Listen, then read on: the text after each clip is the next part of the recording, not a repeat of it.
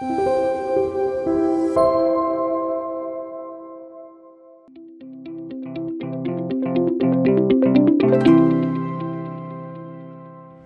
여러분 반갑습니다. 지난 강의에 있어서 맨 마지막 강의 여러분 기억나시나요? 부소장으로서의 역할 변화를 인식을 해야 된다라는 말씀 드렸었죠. 예전에 이제 적은 범위의 역할이었었다면 그보다 훨씬 더 큰 역할들을 하시기 위해서 우리가 가져야 되는 어떤 자세라든지 아니면 어떤 관점이라든지 이런 부분에서 변화를 갖고 가셔야 된다라는 말씀을 드렸습니다. 자, 지금 이 강의부터는요, 여러분들이 임파워먼트라는 부분에 대해서 먼저 생각을 해 보려고 합니다. 임파워먼트 뭐 그전부터 계속적으로 들어오셨을 거예요. 그렇죠? 권한 위임해라. 왜 혼자 다 하려고 하느냐? 후배들한테 나눠줘서 또 권한도 주고 또 책임도 주고 자율성을 줘라. 뭐 이런 얘기를 많이 들으셨잖아요. 그렇죠? 그래서 그 임파워먼트라는 부분에 대해서 함께 생각해 보는 시간을 갖도록 하겠습니다. 자, 여러분들 이 슬라이드를 보시면 네 가지의 어떤 그 센텐스가 있습니다. 구성원들이 소신 있게 일할 수 있도록 적극적으로 권한을 위임한다. 구성원들이 가장 잘하는 것을 하도록 믿고 맡기며 격려한다. 구성원들이 열정을 갖고 업무에 몰입할 수 있도록 주인의식을 불어넣는다. 부하에게 권한을 위임한 일도 책임을 돌리기보다는 자신이 책임을 진다. 이 네 가지. 이게 바로 우리가 소위 회사에서 이야기하는 임파워먼트, 권한 위임입니다. 재미있는 어떤 그 자료를 여러분한테 보여드리려고 합니다. 이 질문을 부서원들한테 질문을 했어요. 부하 직원들한테. 당신은 이 네 가지 차원에서 어떻게 느끼십니까? 1점에서 5점 정도로 한번 찍어 보라고 했습니다. 자, 그래서 0.1점은 뭐냐면 1점은 매우 그렇지 않게 생각한다. 5점은요, 매우 그렇게 생각한다. 그리고 3점은 보통이에요. 뭐 이런 거예요. 지금 빨간색과 파란색이 있는데 이 빨간색은 보통이에요. 이 정도 수준이네요. 3점 조금 넘고. 그 다음에 4점은 그렇습니다. 이런 거죠. 자, 예를 들면 구성원들이 소신 있게 일할 수 있도록 적극적으로 권한을 위임한다. 빨간색은 그냥 그럭저럭 보통이에요. 그렇죠? 4번 그렇다 이렇게 얘기하는 겁니다. 자, 이 두 개가요. 하나는 이 리더한테 물어본 거고요. 하나는 또 이제 구성원들한테 물어본 겁니다. 도대체 이 빨간색은 누구고 이 파란색은 누군지 느낌이 오실까요? 네, 아마 여러분들 머릿속에 떠올려 놓으셨던 그 대상 그대로입니다. 4.0, 하나는 3.2입니다. 그래서 부서장이 파란색이고요. 빨간색이 구성원들 반응입니다. 근데 여기서 중요한 거는 뭐냐면요. 이런 온도차가 있다라는 거예요. 부서장이 구성원들한테 당신 소신 있게 일할 수 있도록 내가 권한을 위임했어. 이렇게 부서장들은 얘기를 하지만 구성원들은 글쎄요. 이렇게 얘기하는 거죠. 여러분들 스스로 한번 생각해 보시면 어떨까요? 여러분들은 실제 이런 권한과 책임, 소신껏 일할 수 있는 분위기를 만들도록 여러분 노력을 하고 계시겠지만 여러분 후배들은 또 그걸 그대로 느끼지 않을 수도 있다라는 거예요. 거기에서 괴리가 생기는 거죠. 그렇기 때문에 사실 리더십을 발휘하는데 어려움이 있습니다. 근데 우리가 이거는 꼭 기억을 하셔야 돼요. 어떻게 해요? 내가 이렇게 권한을 주고 책임을 준다 하더라도 후배들이 그렇게 안 받을 수 있겠구나. 그거를 직접적으로 느끼지 못할 수도 있겠구나라는 걸 생각하시는 게 중요해요. 제가 예전에 이제 많은 회사들을 다니면서 이 팀장 또는 부서장 그리고 팀원들과 같이 워크숍을 한 적이 있었어요. 다 와 보십시오. 네. 그래서 이야기를 했는데요. 부서장은 어떤 거예요? 내가 권한 다 줬습니다. 이렇게 이야기를 하세요. 근데 부서원들은 웃어요. 네, 피식 웃어요. 그게 무슨 의미일까요? 부서장이 줬다고? 뭐 그렇지 않은데 이렇게 생각할 수 있다는 거예요. 그래서 우리가 이 임파워먼트에 대해서도 좀 제대로 알 필요가 있는데요.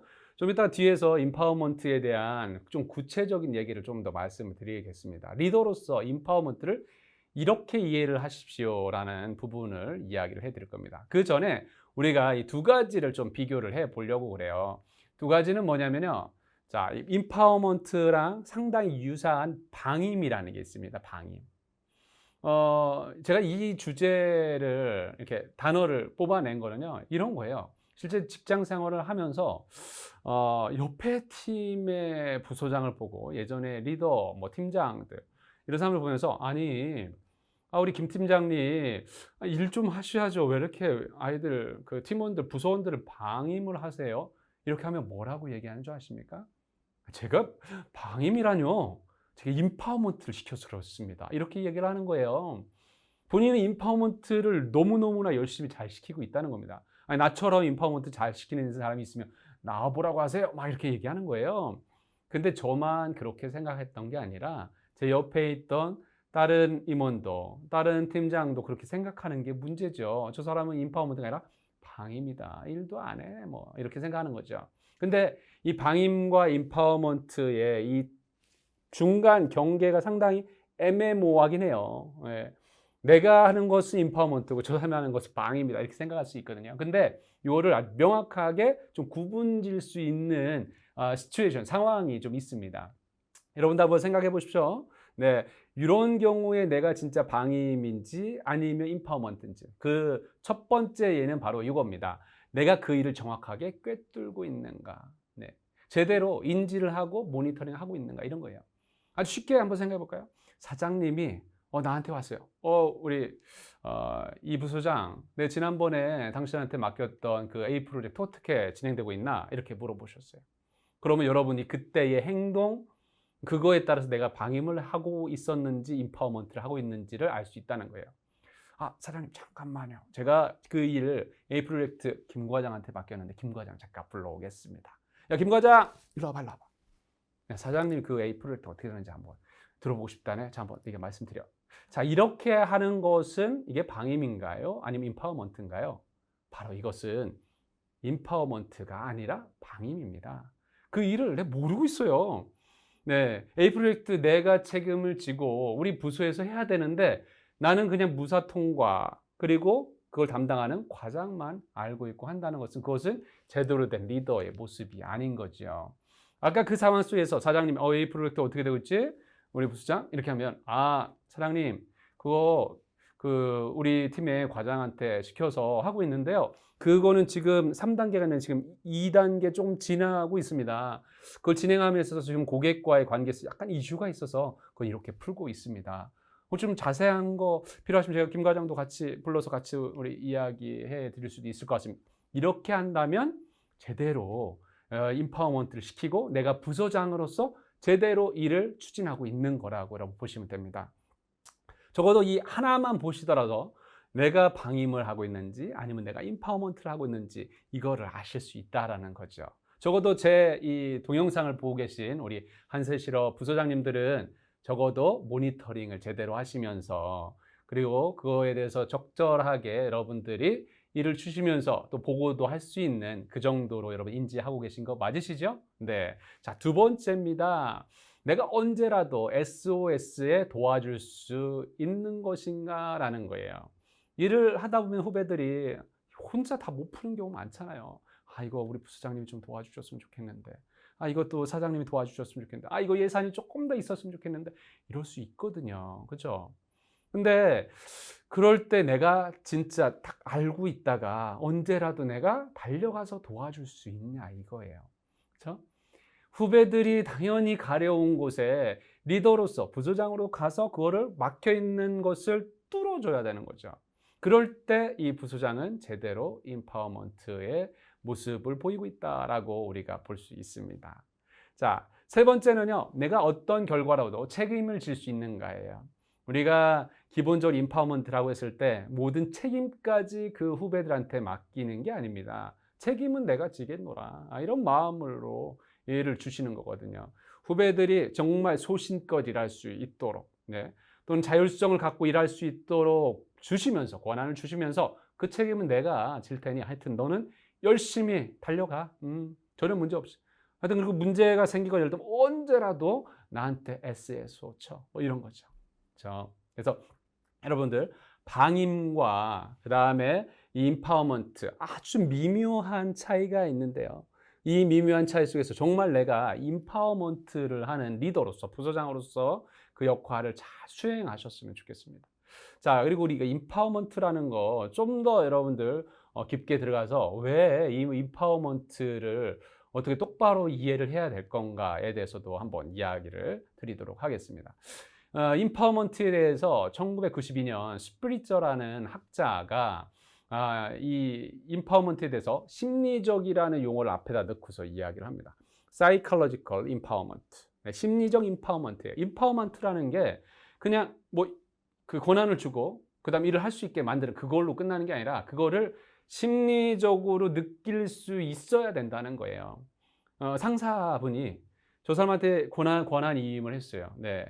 권한이임을 해서 당신이 해라고 했을 때 이 후배가 어떤 거요? 심리적인 차원에 있어서 내가 임파워먼트를 받았구나. 이 생각을 할 수 있는 게 훨씬 중요하다는 얘기죠.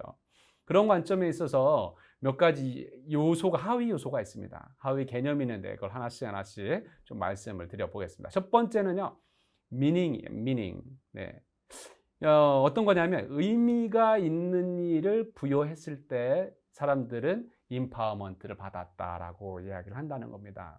자, 예를 들어서요, 한번 이렇게 생각해 보자고요. 여러분들 우리 부소장님 팀에 직급으로 누구 있나요? 신입사원 있나요? 네, 대리 있나요? 과장 또 있나요? 자, 그 세 명이 있다고 한번 생각을 해볼게요. 사원, 그 다음에 대리, 과장 세 명이 있어요. 자, 이번 달에 우리 후배들이 너무너무 열심히 해서 회식을 하고 싶어요. 회식. 그럼 이거를 어떻게 할까? 누구한테 이걸 시켜야 되지? 그래. 네, 이거는 그냥 내가 선정할 것도 아니고 딱 임파워먼트를 시켜야겠다. 우리 과장을 좀 불러야 되겠네. 김 과장, 일로 와봐. 네. 자, 요새 너무나 열심히 일하고 있는데 우리 팀 회식 좀 해야 되겠어. 김 과장, 당신이 식사 뭐 할 건지 메뉴 당신 마음대로 정해. 알았지? 가격대 뭐 뻔히 우리 예산 아니까 당신이 알아서 해. 자, 그리고 시간은 무슨 날이 하면 좋을까? 뭐 요즘 금요일 날은 쉬고, 금요일 날까지 일하고 뭐 토요일 날 쉬고 이러니까 목요일 날 저녁 때쯤에 할까? 뭐 회식 사람들 좋아하지 않으니까 그럼 한 점심 때 할까? 그래, 점심 때 하자. 자, 나머지 메뉴랑 장소는 당신이 다 정해. 알았지? 우리 김 과장 믿어. 이거는 특별히 당신한테 임파워먼트 시켜주는 거야. 이렇게 얘기를 했어요. 여러분들, 그 오더를 받은 김 과장은 무슨 생각을 할까요? 무슨 생각? 네. 우리 부소장님이 날 특별히 생각하셔서 정말 나한테 임파워먼트 권한을 주셨구나. 정말 감사한데? 이렇게 생각할까요? 딱 돌아서면서 얼굴이 바뀔 겁니다. 왜 이런 걸 나한테 시켜? 신입사원도 있고 대리도 있고 다 있는데 왜 내가 이거 해야 되지? 이렇게 생각할 수 있다는 거예요. 그래서 뭐예요? 본인한테 전혀 의미가 없어요. meaningful하지 않다라는 거죠. 이런 일을 시켰을 때는 사람들 부여받았을 때 뭐라고요? 임파워먼트, 권한 위임 나한테 줬어. 이게 이렇게 생각 안 한다는 겁니다. 그렇죠? 자, 두 번째는 임팩트입니다. 임팩트는요, 회사, 우리 조직, 우리 부서에 얼마만큼 영향력이 있는 일이냐라는 거예요. 얼마만큼 영향력이 있는 일이냐. 그 일을 내가 부여받았을 때 충분히 내가 임파워를 받았다라고 생각하는 겁니다. 그래서 개인적으로는 조금 의미가 떨어질지라도 이게 우리 회사에서는 상당히 의미 있는 일이다 라고 할 때는 충분히 이게 임파워먼트 받은 일일 수 있어요. 예를 들면 새롭게 올해 처음에 이제 조직이 세팅됐다고 해보세요. 조직이 세팅돼서 워크숍을 가요. 새롭게 조직이 세팅되면 이 팀빌딩이라는 게 상당히 중요하잖아요. 팀워크 다뤄가는 게 상당히 중요합니다. 정말 우리 조직이 새롭게 팀으로서의 일을 하는 데서 정말 중요한 영향력이 있는 행사 중에 하나예요. 그런 경우는 신입사원을 시키고 대리를 시키는 것보다 과장이 하는 일이 훨씬 더 의미가 있을 수 있다는 거예요. 그게 뭐예요? 우리 팀에 정말 우리 조직에 임팩트가 있는 일이기 때문에 그런 거죠. 그럴 때는 김 과장, 이번에 우리가 새롭게 조직이 세팅되면서 사람들도 새롭게 모였고 우리 안에서 팀빌딩을 해야 되고 서로 알아가는 중요한 시간이야. 이게 우리가 팀빌딩이 제대로 안 되면 앞으로 조직을 운영하기 정말 어렵거든. 그러니까 당신이 꼭 이것 좀 한번 정말 구조적으로 뭔가 잘 짜서 진행을 하고 계획을 세웠으면 좋겠어. 그러면 조금 자질구레하고 그리고 좀 뭐 내 인풋을 드리는데 신경 쓰일지라도 회사, 우리 조직에 영향을 미치는 거기 때문에 이거는 인파워를 받았다 생각하고 열심히 할 수 있다는 거예요. 자, 그다음 세 번째입니다. 세 번째는요, 컴피턴스입니다. 컴피턴스는 역량이잖아요. 네, 역량을 갖춘 사람, 그걸 할 수 있을 정도의 사람한테 맡겨야 된다라는 거예요.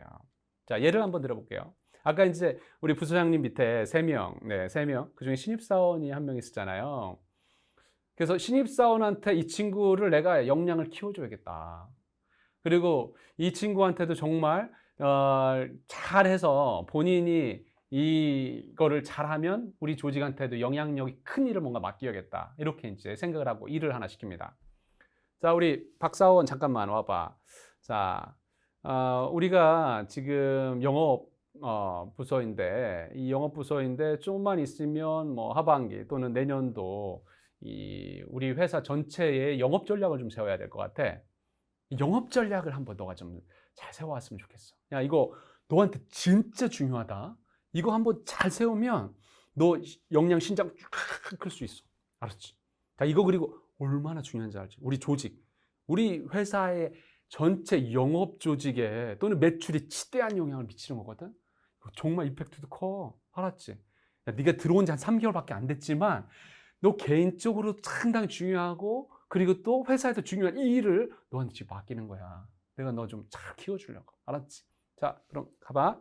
자, 이렇게 했을 때 이 신입사원은 탁 돌아서면서 어떤 생각을 할까요?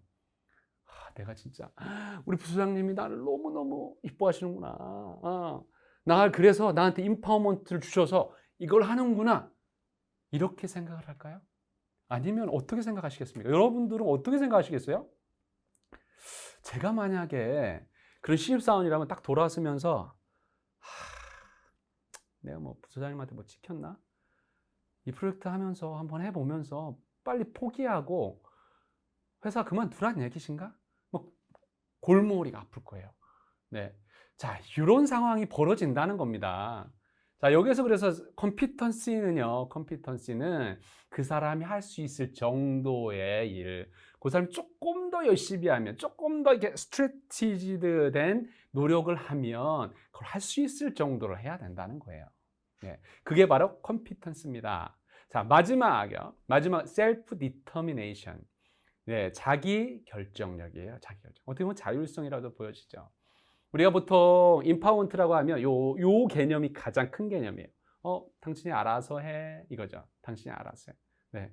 자, 이 일, 이 프로젝트, 그리고 이 네고시에이션, 당신이 알아서 해. 알았지? 당신이 결정하는 거야. 모든 권한 다 줄게. 그래, 내가 책임은 내가 지고. 이렇게 되는 거예요. 그거를 진짜 우리 부소장님이 나한테 모든 권한 다 주셔서 내가 스스로 내 자율성을 가지고 할 수 있구나 라고 느껴질 때 사람들은 뭐라고요? 네, 임파워먼트를 받았다, 권한임을 받았다 라고 생각을 한다는 겁니다. 네, 아시겠죠? 자, 그래서 임파워먼트는 뭐라고요? 심리적으로 임파워먼트를 해줘야 된다. 이 후배들이 심리적으로 임파워먼트를 느낄 수 있도록 적절하게 부여를 해줘야 된다라는 거. 다시 한번 이렇게 꼭 기억을 해주십시오. 그게 뭐라고요? 의미 있는 일, 그리고 개인한테 의미 있는 일, 그 조직에 영향력이 있는 일, 자, 그리고 뭐요? 그 개인이 할 수 있을 정도의 일, 그리고 뭐요? 자율성, 자기 결정력을 확보해 주셔야 된다라는 이 4가지를 꼭 기억을 해 주셨으면 좋겠습니다. 자, 우리가 이제 직원들을, 우리 부서장님들이 직원들을 업무에 몰입을 시키게 하고 싶으시잖아요. 그죠? 예. 여러분들 리더로서 연대까지 해오시면서 내가 자꾸 뭐 일을 시키지 않아도 본인들이 그냥 일 알아서 하면 얼마나 좋겠나, 이런 고민들 많이 하시잖아요. 그죠? 그래서 여러분께 또 하나의 어떤 개념을 설명을 좀 해드리려고 그래요. 1990년 칸이라는 학자가 이 인게이지먼트가 우리나라 말로는요, 뭐 몰입이라는 단어도 쓰지만 정확하게는 열의라는 단어를 씁니다. 열의를 가지고 일하다, 이런 거. 인게이지먼트. 자, 이 열의를 가지고 일하기 위한 사이칼로지컬 컨디션이에요. 사이칼로지컬 컨디션. 심리적인 조건이 뭘까? 사람들이 어떻게 생각을 할 때에 몰입을 하고 열의를 가지고 일을 하냐, 이거예요. 칸이라는 사람 1990년이니까 벌써 한참 전이네요. 그죠? 네, 우리나라에서 뭐 열의 인게이지먼트라는 용어 뭐 조직에서 많이 지금 거론되고 있지 않습니까? 그리고 리더라면 어떻게 하면 열의를 갖고 일할 수 있도록 만들 것인가? 그리고 몰입하게 만들 것인가? 고민 많아요. 그렇죠? 여러분들 요거 꼭 기억하시면 여러분이 조직 운영을 하시는데 정말 많은 도움이 되십니다. 여러분께 딱 세 가지만 말씀을 드리려고 그래요. 세 가지. 자, 첫 번째는요. meaningfulness입니다. meaningfulness.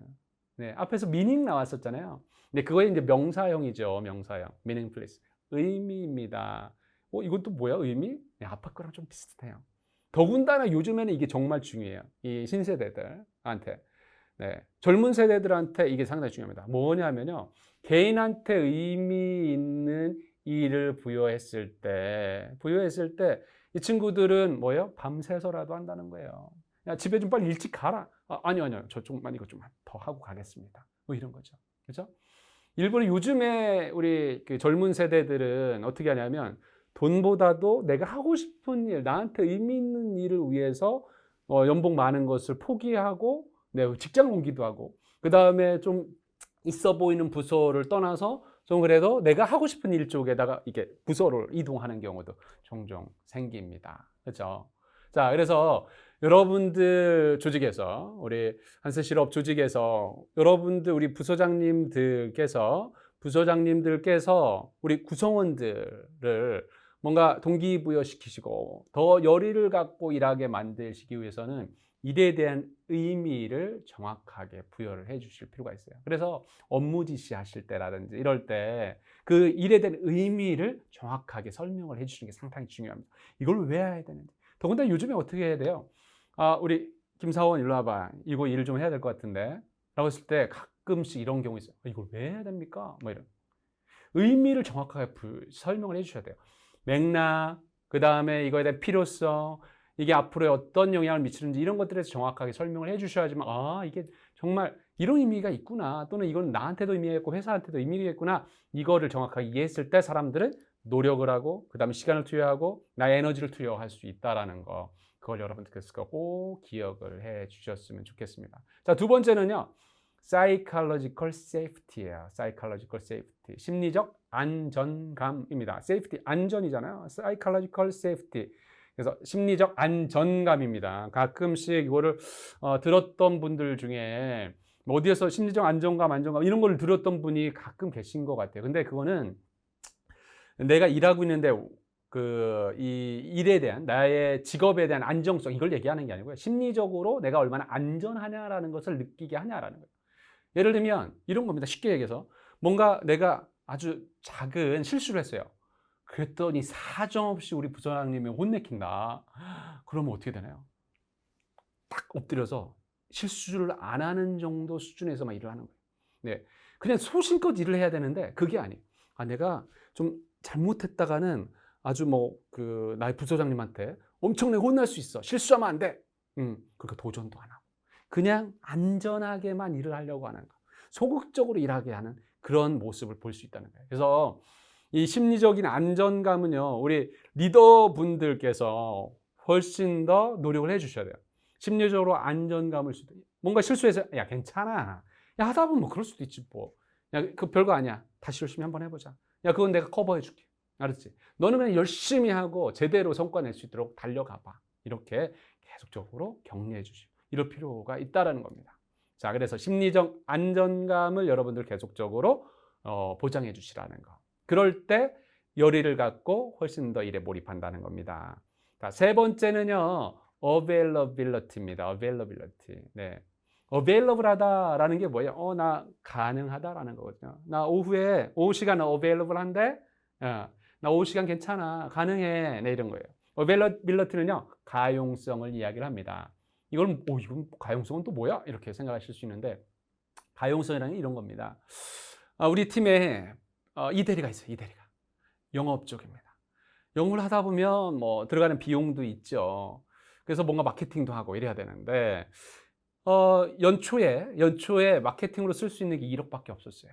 근데 요즘같이 불경기에 그렇죠. 좀 더 마케팅도 많이 하고 홍보도 더 많이 하고 SNS에서도 또 하고 하다 보니까 돈이 그것도 안 되는 거예요. 한 5천만 원 더 있었으면 좋겠어요. 그래서 부서장님한테 찾아갑니다. 똑똑똑 부서장님, 이번에 SNS 마케팅 조금 더 해야 될 것 같습니다. 그래서 한 5천만 원 정도 좀 더 필요할 것 같은데 부사장님 어떻게 부사장님이 사장님께 가셔서 5천만 원만 딱 좀 따와 주시면 안 될까요? 이랬을 때의 반응이에요. 부사장님의 반응 어떻게 하시겠습니까? 야, 무슨 연초에 다 했잖아. 그 정도 거기 했다만 해. 이렇게 하실 건가요? 아니면 알았어. 당신이 그렇게 열심히 하려고 하니까 내가 어떻게 가서 혹시라도 사장님한테 욕 먹더라도 내가 가서 한번 따와볼게. 이렇게 하실 건가요? 자, 여기에서야 아주 극명한 차이가 있습니다. 와서 부사장님한테 얘기를 해요. 5천만 원 필요합니다. 됐어. 그냥 있던 대로. 그래? 내가 가서 해볼게. 이런 거거든요. 여러분들이 이대리라면 누구하고 일하고 싶으시겠어요? 얼마나 더 열심히 일하고 싶으시겠습니까? 그죠? 전자입니까? 후자입니까? 당연히죠. 당연히 후자죠, 후자. 사장님한테 내가 받아보겠노라고.